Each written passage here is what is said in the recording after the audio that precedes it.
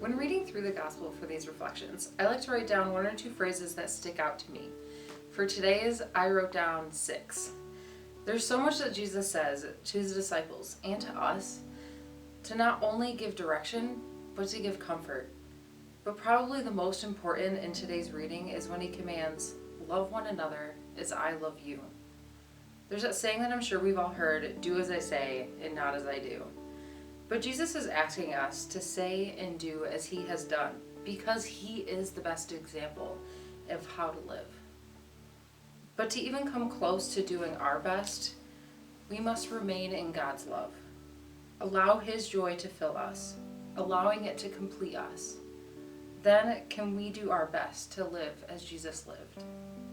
Maybe now more than ever, we are reminded that this life is hard, but Jesus' life was no picnic either. He experienced many pains. He knows our troubles and our sorrows. Allowing God in doesn't mean we should ignore those sorrows and pain we feel and try to live our best, but to take them to God. Who better to go to than the Father who loves us unconditionally? As he said in today's reading, he has chosen each and every one of us and calls us friend. But do we let him in as such? Do we feel that call? Do we let him in not only in the joyous times, but in the hard times? He has called us to love one another, but he doesn't stop there. He says, "Love one another as I love you."